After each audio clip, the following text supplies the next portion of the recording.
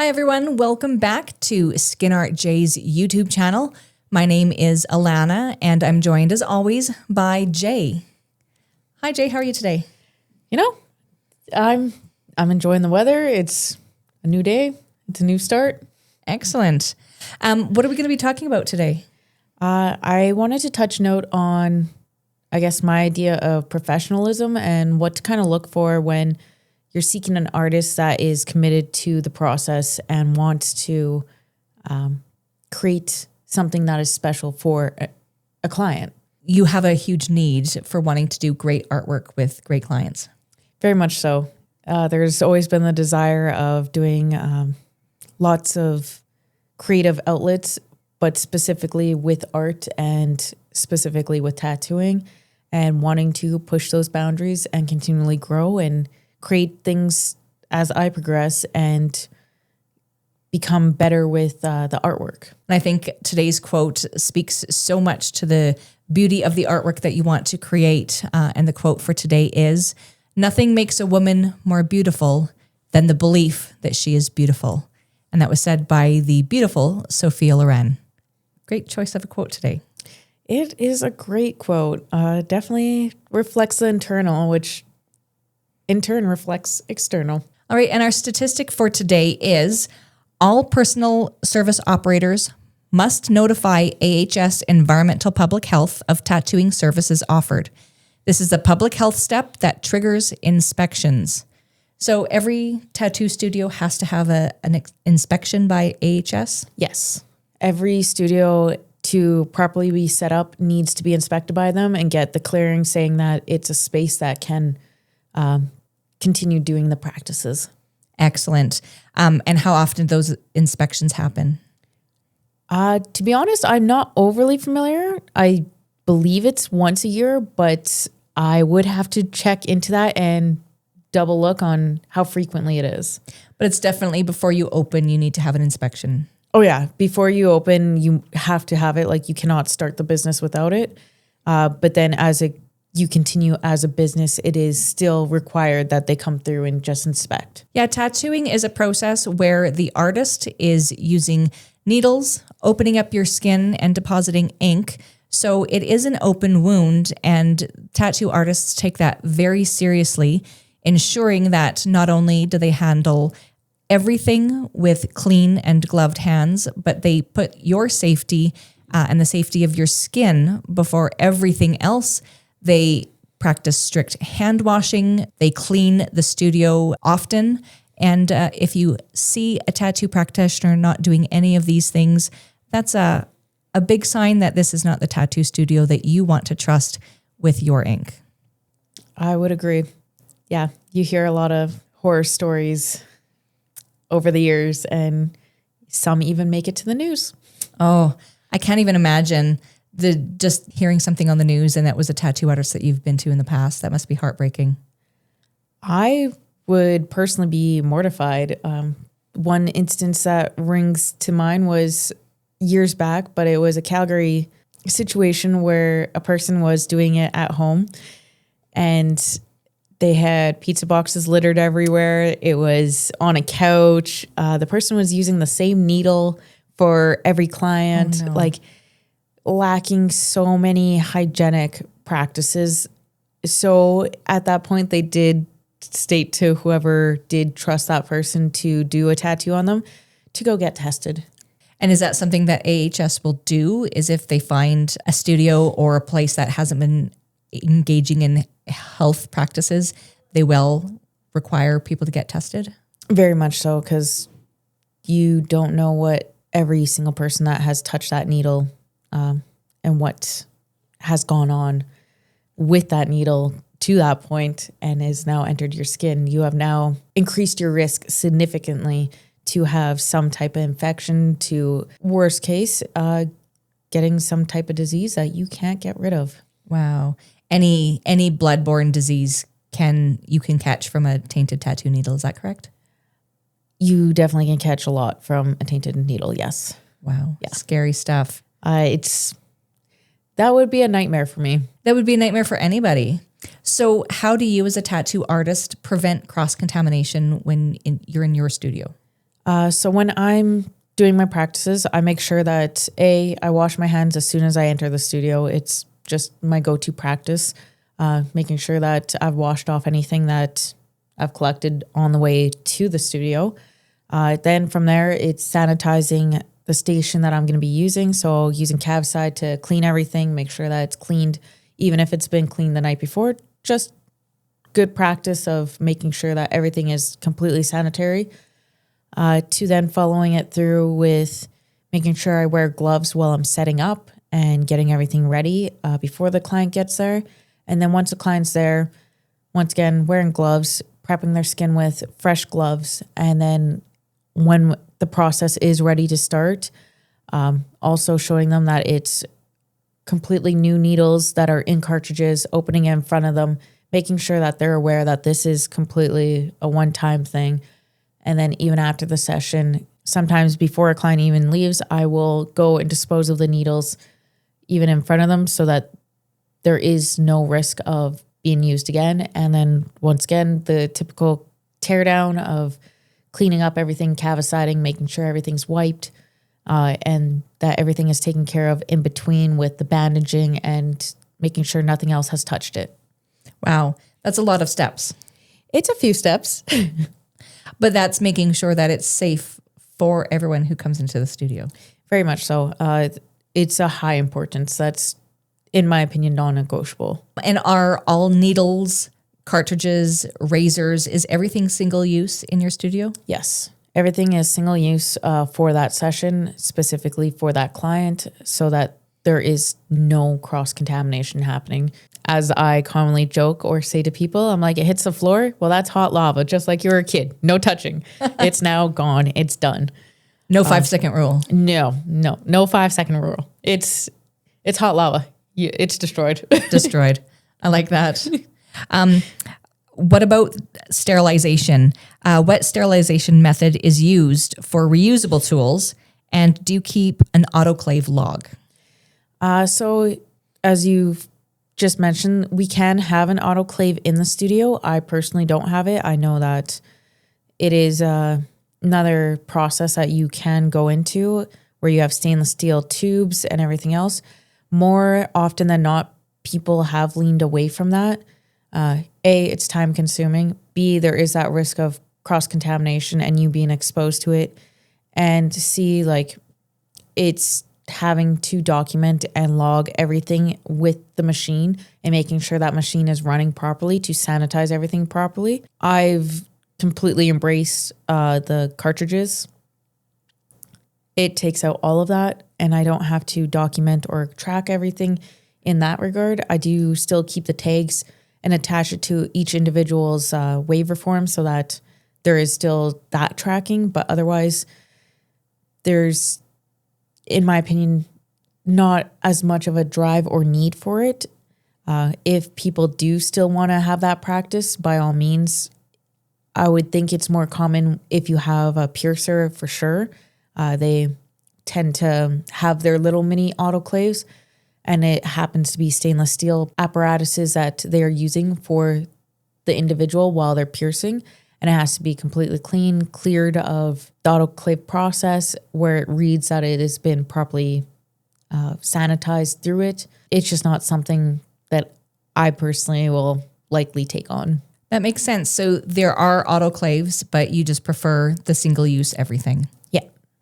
And if an autoclave isn't working properly or if you don't have it on long enough or is hot enough, that also puts you at risk as well, right? 100%. Then it's not clean or sanitize the thing properly. And at that point, you are running more than one cycle. And if your autoclave is not working properly, you're hooped. You do not have backup until that gets resolved. And it can take a little bit of time. Right. I'm sure an autoclave repairman isn't someone you just call same day. Not typically, no. Not in my experience, at least. Right. And what about glove changes? How often do you change gloves and what activities necessitate a fresh pair?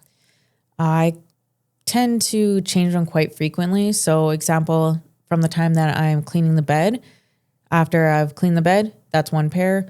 Then I'm going into the setup, that's a new pair. touching people, I will sometimes still be able to use the pair that I've used for the setup to help with them. But more often than not, it's just grabbing a new pair anyways. As soon as I've touched their skin, same concept. Even if I haven't opened their skin, I don't want to be touching other things because it's still just proper practice that you're not having anything from them touching anything else. So that's new pair. As soon as I'm tattooing, it could be multiple times through the session, depending on how long it is. On average, from the bloodborne pathogens practice seminar online there, they recommend it every 30 minutes. I know that that's not always exactly the time frame that it's happening.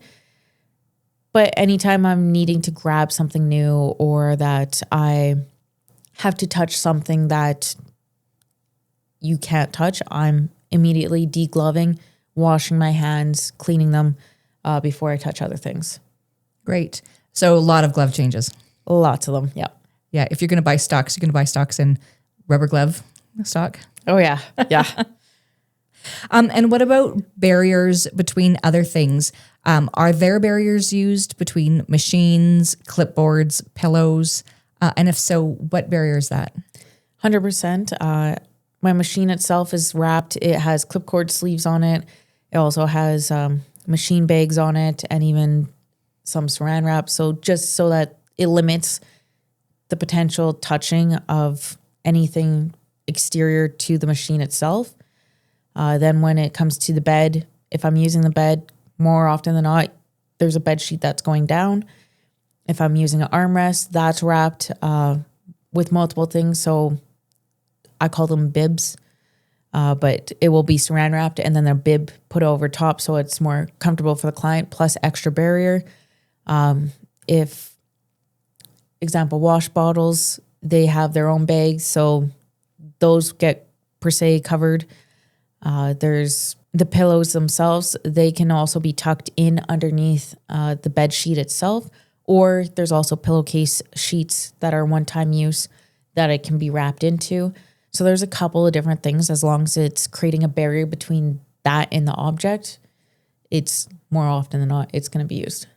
Wow. So not only are you gloved, but everything you touch will essentially be covered as well. Yep. That's amazing. That's a lot of work that goes into it. It's a lot of care. It's a lot of making sure that, once again, there's very limited to non-possibility of that cross-contamination. It also speaks to the seriousness in which you take your role as a tattoo artist, opening up someone's skin. You take that very seriously. Very much. It doesn't just stop at setting up for a procedure. It goes beyond where I go into my practice of working on my artwork. It's a forever lifelong journey of learning, and with wanting to continually grow and continually advance my skill sets, I'm taking in information as I go through the years, as I have done so far, and incorporating it into my own practice and leaving behind the stuff that might not be serving or might not be relevant, as of course the industry is growing as well. So it's a multiple aspect of everything from the artwork to the client to how I'm engaging with them to making sure that they're taken care of after, to the business aspect and making sure everything runs. And is there a disinfectant that you use? And are there any rules on how long a disinfectant has to be on a surface before it's effective?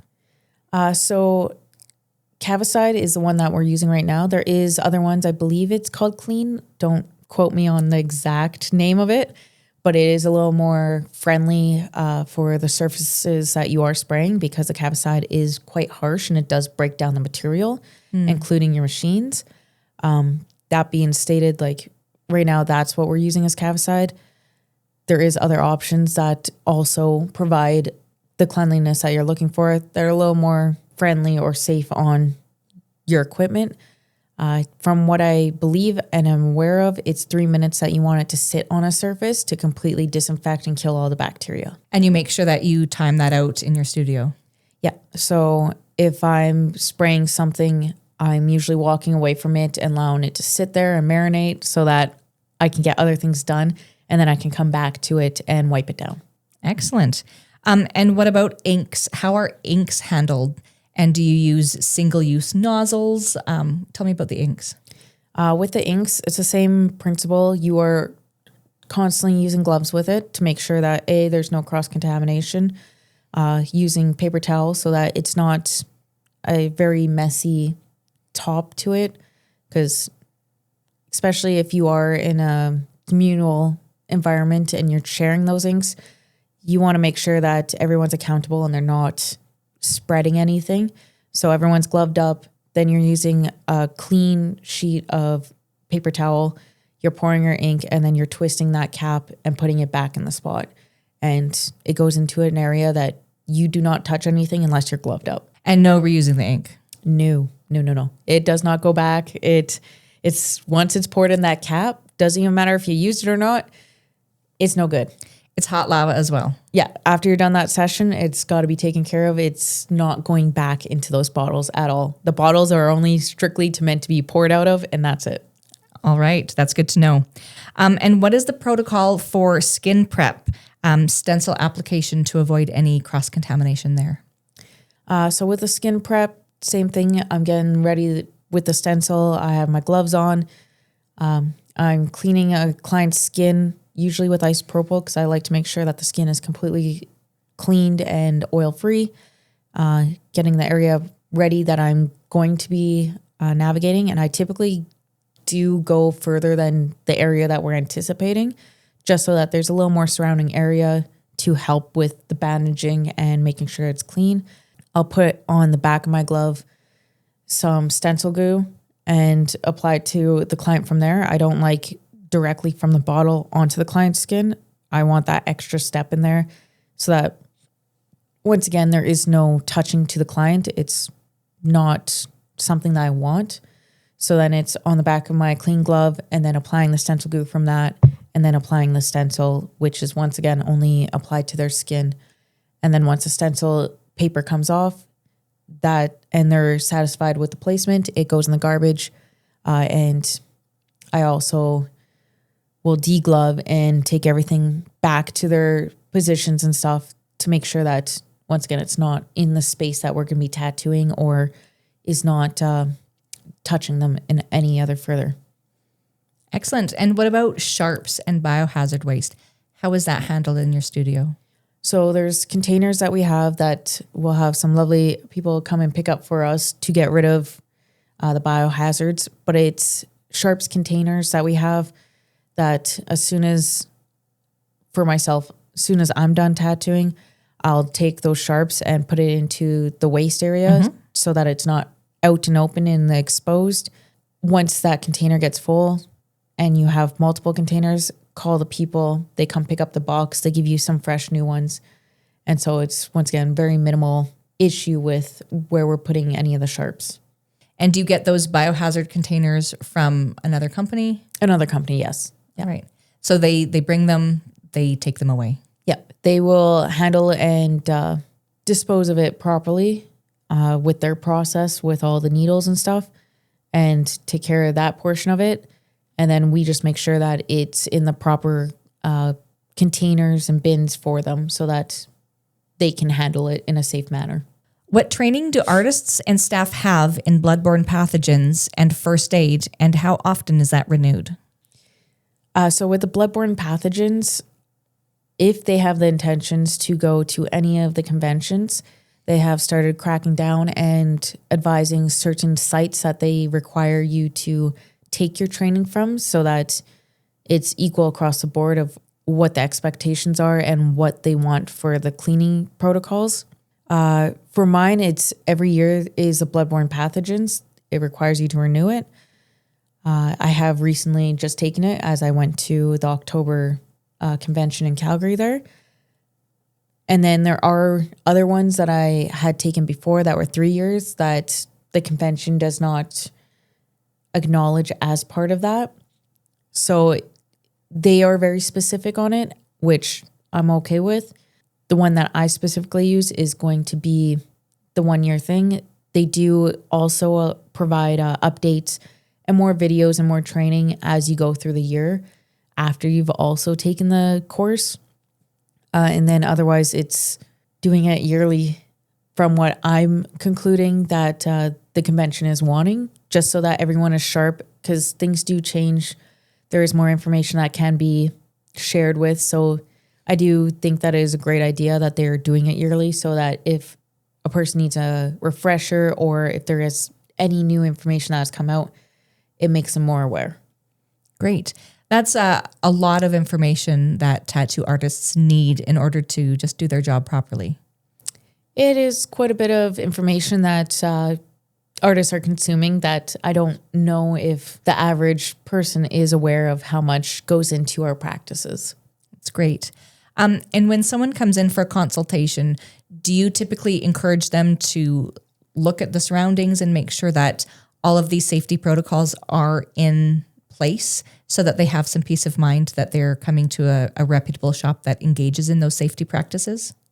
I do like to move slower so that they have the time to observe, and if they have any questions, can ask me.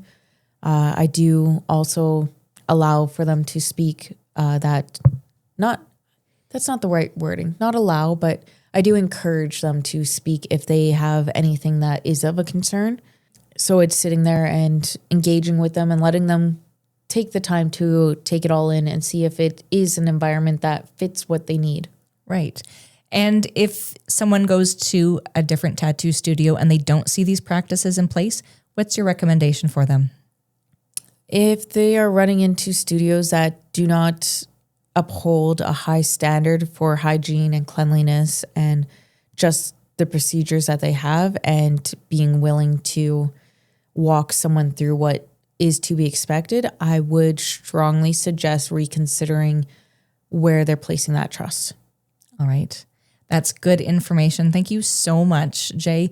I learned a lot, and I hope everyone at home learned something today. If you want to get a tattoo by SkinartJ, Jay's book is open, and I think you're taking on flash art as well as artwork that's commissioned. Both, yes. Excellent. Yeah. And how would they book a sitting with you?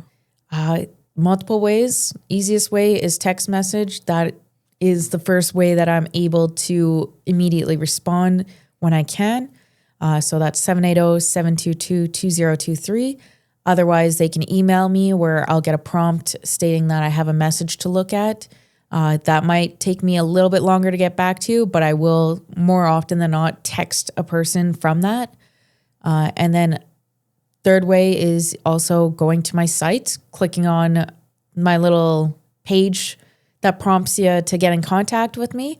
And it will also get you another avenue to start the engagement. And I believe that's www.SkinartJTattoos.com. Yes, it is. Perfect. And you were recently talking about a little bit of a discounted hourly rate for certain artwork. Can you talk about that? So I'm trying to focus more in on some goals with neo-traditional and geometric that I want to explore. So for people that are interested in having those specific pieces, I am given an hourly discount rate. Just have to reach out to me, text me, and we'll go over the details. Excellent.